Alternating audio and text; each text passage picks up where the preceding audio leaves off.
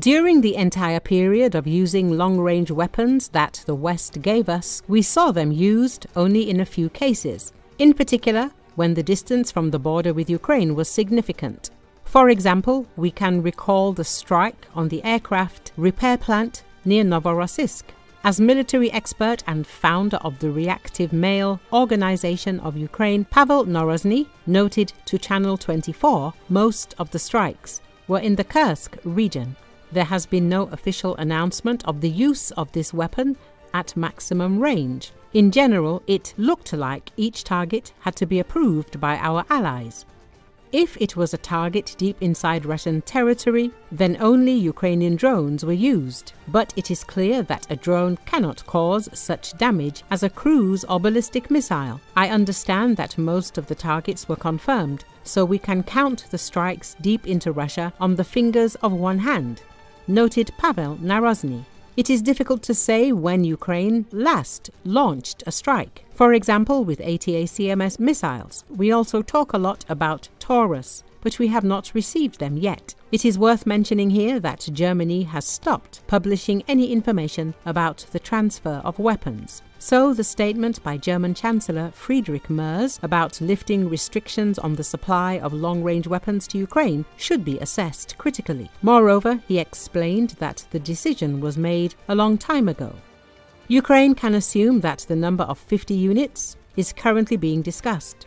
It is worth understanding that we are talking about an air-launched cruise missile.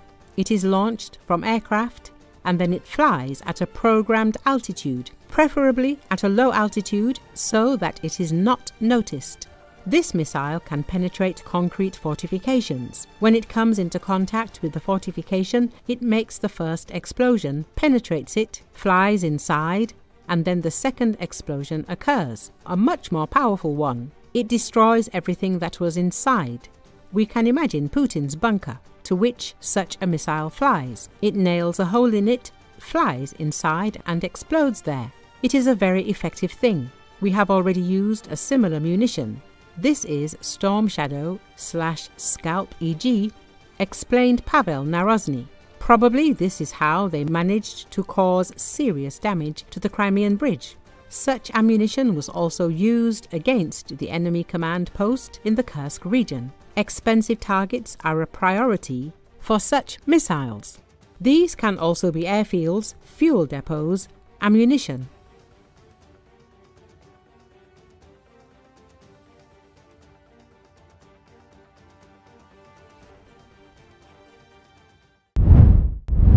After back-to-back explosions, SpaceX launched its mega rocket Starship again on Tuesday evening in hopes of making it through the entire test flight. According to Associated Press, the 403-foot rocket blasted off on its 9th demo from Starbase, SpaceX's launch site at the southern tip of Texas. Residents voted this month to organize as an official city. Plans called for the spacecraft to target a splashdown halfway around the world in the Indian Ocean, after popping out 8 objects meant to resemble SpaceX's Starlink internet satellites. But the satellites could not be released after the door failed to open all the way, nixing the exercise.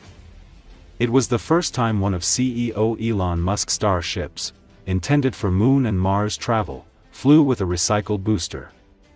There were no plans to catch the booster with giant chopsticks back at the launch pad, unlike earlier tests, and the booster plummeted into the Gulf of Mexico. The previous 2 Starships never made it past the Caribbean. The demos earlier this year ended just minutes after liftoff, raining wreckage into the ocean. No injuries or serious damage were reported, although airline travel was disrupted. The Federal Aviation Administration last week cleared Starship for another flight, expanding the hazard area and pushing the liftoff outside peak air travel times.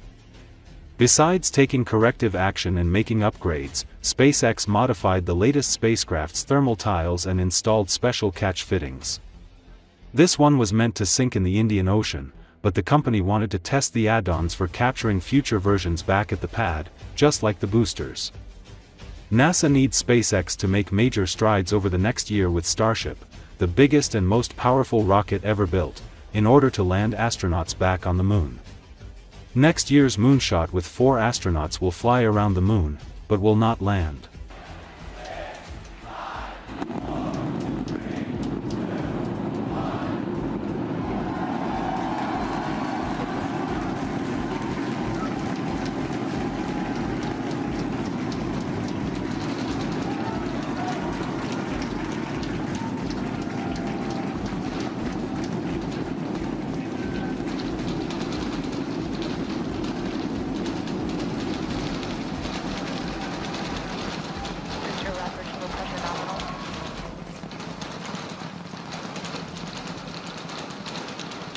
Raptor engines lit on Super Heavy as it starts to ascend skyward.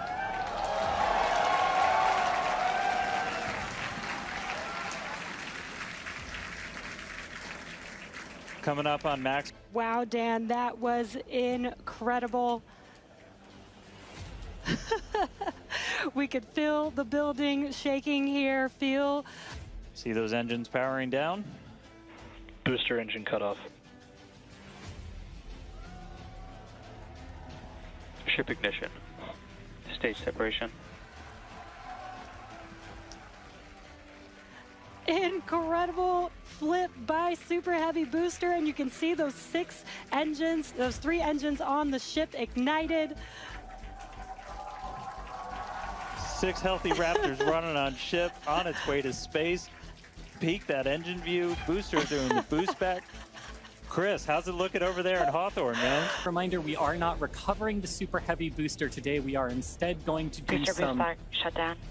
And there we had a good shutdown of the boost back burn. We've done this in wind tunnels. We've done this in computer modeling. It shows that sometimes the control isn't great. And we are going to relight 13 engines, then bring that down to 3 engines. As we talked about earlier, we will be intentionally shutting down as the Super Heavy booster is making its way back down to Earth. We can see those grid fins doing some heavy work. Booster landing, start up. Ignited for our landing burn. Does look like we lost telemetry from the booster once we started into that landing burn. Did you see confirmation that the booster did demise?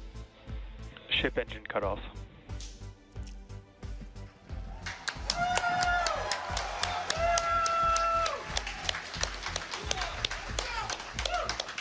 It ignited all 6 of its engines and made it all the way through SECO just now.